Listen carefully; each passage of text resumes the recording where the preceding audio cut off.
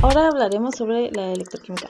La electroquímica es la química que estudia la transformación de la energía eléctrica y la energía química. En otras palabras, podemos decir que son las reacciones químicas que se dan en la interfase de un conductor eléctrico y un conductor iónico. Recordemos que el conductor eléctrico es por el cual se transmite la electricidad y el conductor iónico viene siendo lo que es un electrolito y se somete a la electrólisis. Y a veces puede ser un sólido, como se muestra en la siguiente figura. Ahora, las reacciones electroquímicas.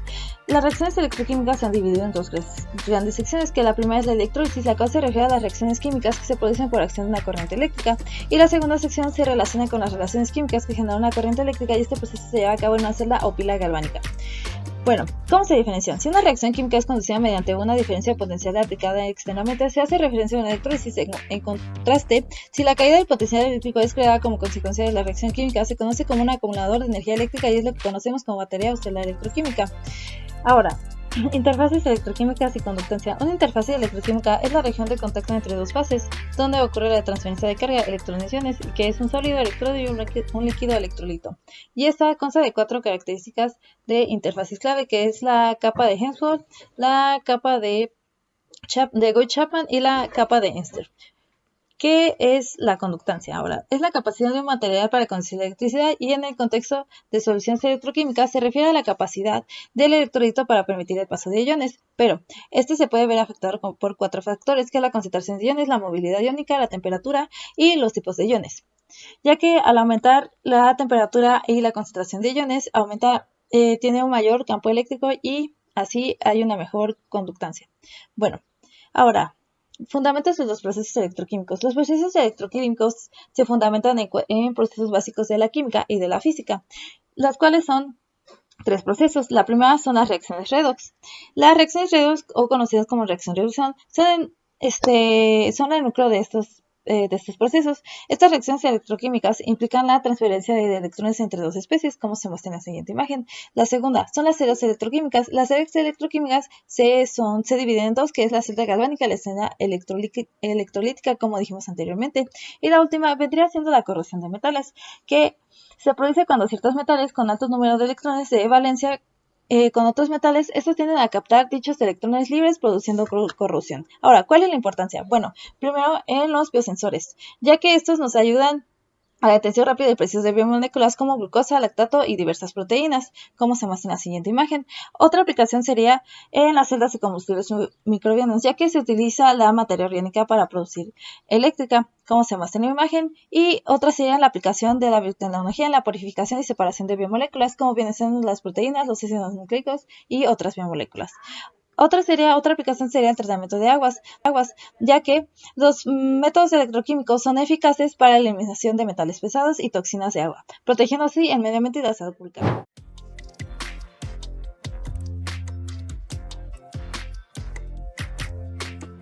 Ahora, imaginemos un mundo sin reacciones espontáneas.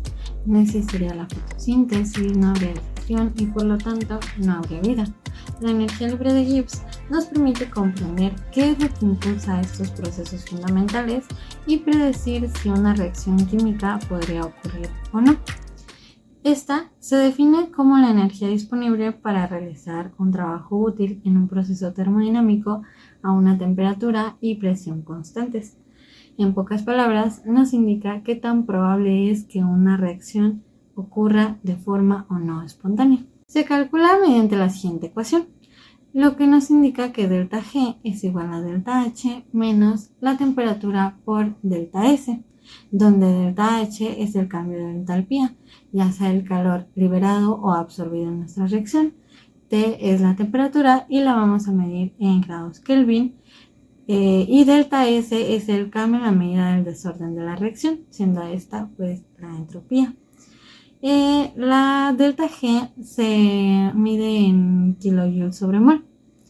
Un valor negativo de delta G nos indica que nuestra reacción es endotérmica, por lo tanto libera calor y es espontánea.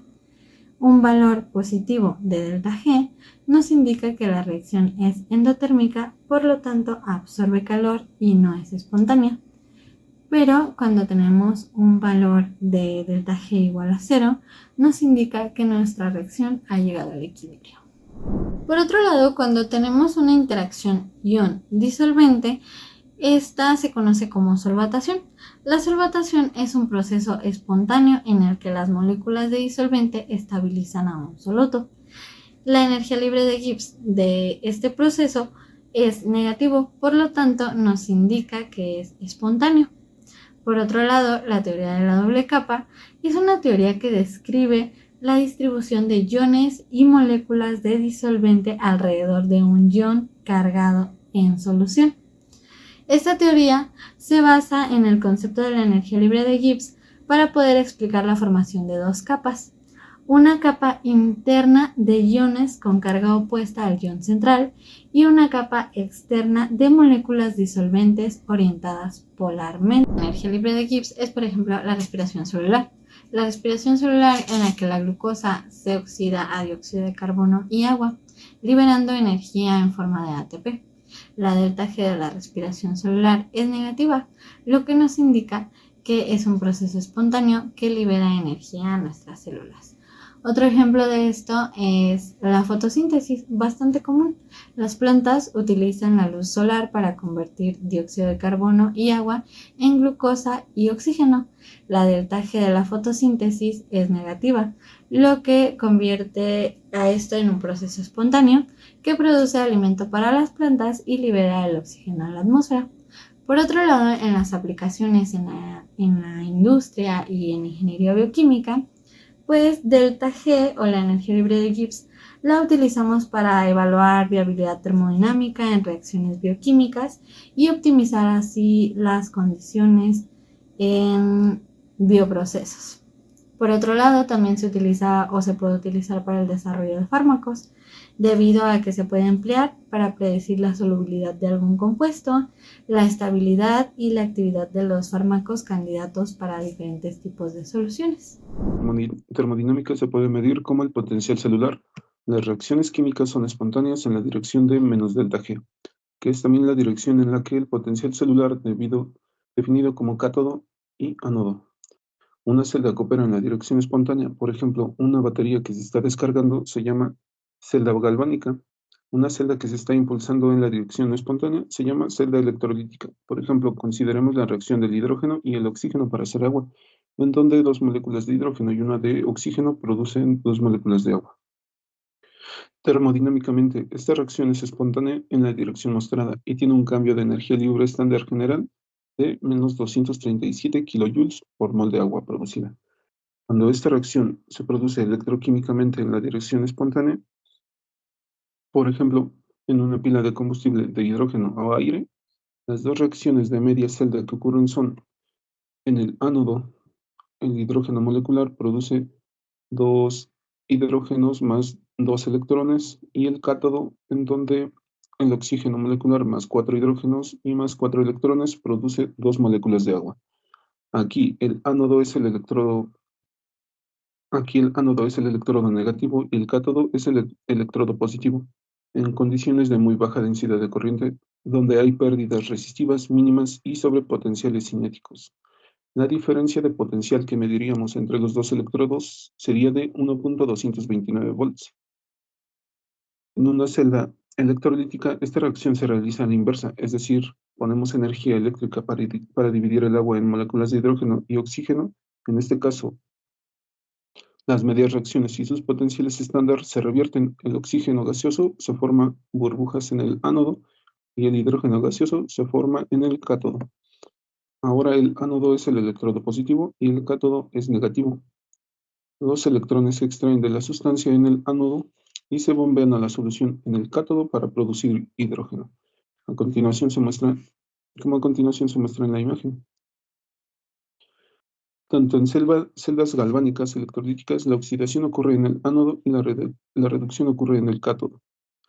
En potenciales de media celda, como se señaló anteriormente, el voltaje de equilibrio de una celda electroquímica es proporcional al cambio de energía libre de la reacción, debido a que las reacciones electroquímicas pueden dividirse en dos medias reacciones.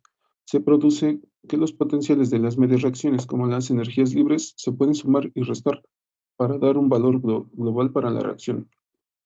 Si tomamos como referencia el electrodo de hidrógeno estándar, es decir, le asignamos un valor de 0 voltios, podemos medir todas las otras medias celdas contra él y así obtener el voltaje de cada una. Esto nos permite clasificar las parejas redox de acuerdo a sus potenciales de reducción estándar o más simplemente sus potenciales estándar, como se muestra en la siguiente tabla, en donde el hierro tiene un potencial estándar de 2.87 volts y el plomo de 1.67 volts, a comparación del litio que tiene un potencial estándar de menos 3.05 volts. Tenga en cuenta que cuando construimos una celda electroquímica y calculamos el voltaje, simplemente tomamos la diferencia entre los potenciales de media celda y no nos preocupamos por el número de electrones en la reacción. Por ejemplo, para la reacción de desplazamiento en la que los iones de plata son reducidos por cobre metálico, la reacción es la siguiente. Las dos reacciones semicelulares son la plata más un electrón producen 0.80 volts y el cobre más dos electrones producen 0.34 volts. Y el potencial estándar de esta es solo la suma de los voltajes, en la que el resultado es de 0.46 volts. La razón por la que no necesitamos multiplicar el potencial de la plata por 2 es que el potencial estándar es una medida del cambio de energía libre por electrón. Los efectos electrocinéticos son fenómenos que ocurren cuando el campo eléctrico interactúa con partículas en un medio líquido, provocando movimientos o separación de partículas y fluidos. Estos efectos son importantes en varias aplicaciones tecnológicas y científicas, incluyendo la electroforesis, electroósmosis, electrodiálisis y la electrodecantación. La electroforesis es un movimiento de partículas cargadas en un fluido bajo la influencia del campo eléctrico. En sus aplicaciones podemos encontrar la separación y análisis de moléculas como proteínas, ADN y ARN en la biología molecular, utilizando la técnica como electroforesis en gel. Y su mecanismo es que las partículas cargadas se mueven hacia el electrodo de carga opuesta cuando se aplica un campo eléctrico. La velocidad de movimiento depende de una carga y tamaño de la partícula, así como de las fuerzas y del campo eléctrico en las paredes del medio. También podemos encontrar la electrodiálisis, que es un proceso de separación de iones a través de las membranas selectivas permeables bajo la influencia de un campo eléctrico. Sus aplicaciones son la desalinización del agua, tratamiento de aguas residuales, producción de alimentos y productos farmacéuticos. Su mecanismo es que los iones se mueven a través de membranas de intercambio iónico hacia los electrodos opuestos, permitiendo la separación de especies iónicas de agua o a través de soluciones. También tenemos lo que es la electroósmosis, que es un movimiento de un líquido a través de un material poroso capilar bajo la influencia de un campo eléctrico. Sus aplicaciones es manipulación de fluidos en microfluidos, tratamiento de suelos y deshidratación de materiales. Su mecanismo es que cuando se aplica un campo eléctrico a un sistema con una doble capa eléctrica, los iones de la capa difusa son atraídos hacia los electrodos de carga opuesta, arrastrando consigo el fluido. Y por último tenemos la electrodecantación, que es un proceso de separación de fases líquidas y sólidas mediante la aplicación de un campo eléctrico.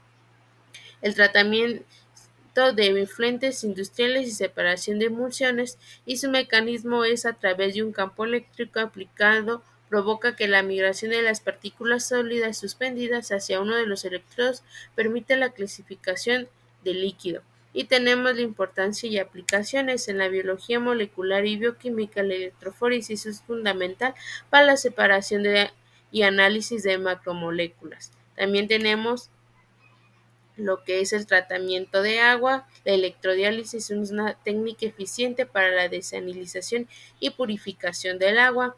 Tenemos la macrofluidos, que es la electroósmosis, es crucial para el manejo de fluidos en dispositivos miniaturizados utilizados en diagnósticos médicos y laboratorios en un chip.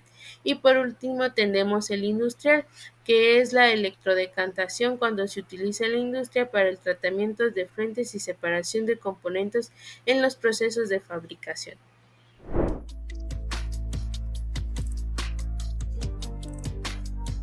El día de hoy estaremos hablando acerca de qué es la corrosión. La corrosión es el desgaste o la alteración de un metal o aleación, ya sea por ataque químico directo o por una reacción electroquímica.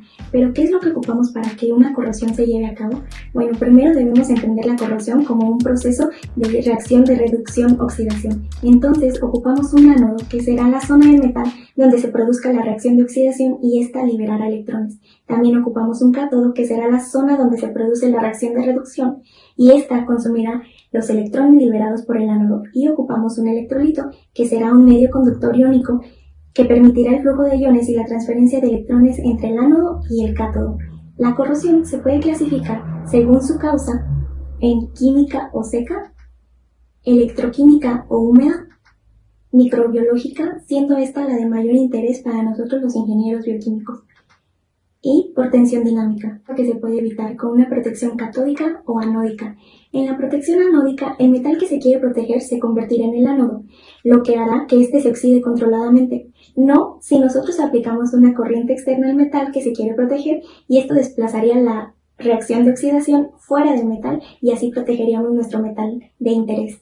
Mientras que en la catódica, el metal se convierte en el cátodo. Este gana electrones y así evitaríamos su corrosión. ¿Cómo?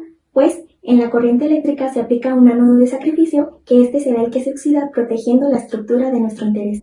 Todo esto lo podemos aplicar en un ejemplo muy sencillo.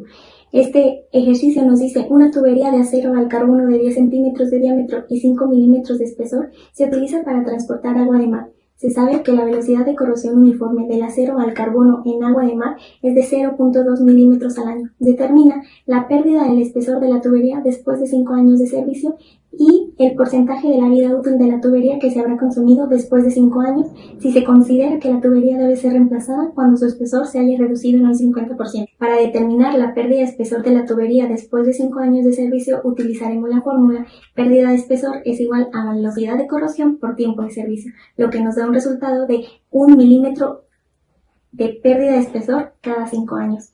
Y para determinar el porcentaje de vida útil que la tubería habrá consumido después de 5 años, utilizaremos la fórmula: vida útil consumida es igual a espesor inicial menos espesor restante sobre espesor inicial menos espesor límite, que a los 5 años la tubería habrá consumido el 20% de su vida útil.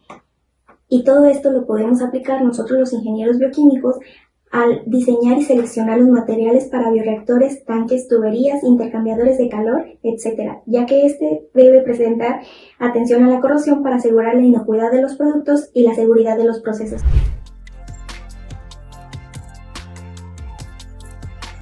Bueno, y llegamos a la parte del experimento, donde nos vamos a basar en la energía libre de Gibbs, que esta nos va a evaluar la espontaneidad de nuestra reacción y la energía de nuestra reacción. Hay que tomar en cuenta que si una reacción libera calor y aumenta su entropía, va a ser una reacción no espontánea, mientras que si absorbe el calor y disminuye su entropía, va a ser una reacción espontánea. Para este experimento vamos a usar nitrato de potasio, agua desionizada, 2 tubos de ensayo y un vaso de precipitados. Como primer paso vamos a agregar los 5 gramos de nitrato de plata con 5 mililitros de agua desionizada al tubo de ensayo. Posterior vamos a llevar al calentamiento hasta que se diluya por completo el nitrato de potasio. Después de eso vamos a agregar 5 mililitros de agua desionizada más, vamos a medir su temperatura y vamos a estar notando que se va a formar un precipitado en forma de cristal abajo de nuestro tubo de ensayo. Posterior vamos a agregar otros 5 mililitros de agua desionizada para tener un total de 15 mililitros y vamos a medir de nuevo su temperatura. Vamos a seguir viendo que va a aparecer un poquito más del precipitado mencionado anteriormente. Después del proceso anterior tendremos 3 temperaturas distintas. Una va a ser de 332.15 grados Kelvin, la otra va a ser de 311.15 grados Kelvin y la última de 303.15 grados Kelvin. Bueno, como primer cálculo tenemos la obtención de moles totales, que esto va a ser en base a la fórmula que se muestra en pantalla. Hay que tener en cuenta que la masa va a ser de 5 gramos y el peso molecular fue sacado de una bibliografía. Posterior vamos a calcular KPS, donde KPS es igual a S al cuadrado o solubilidad al cuadrado. Para la fórmula de solubilidad usamos que es igual a los moles entre el volumen total. En este caso fueron 3 volúmenes distintos en base a las 3 temperaturas distintas, teniendo en cuenta que esto se comparó con un tubo patrón y de ahí se fueron sacando los mililitros perdidos. Ahora por último vamos a a obtener la energía libre de Gibbs, donde usamos la fórmula que se muestra a continuación. Teniendo las temperaturas absolutas, teniendo nuestras concentraciones que serían kps, logramos sacar la energía libre de Gibbs para cada una de las temperaturas.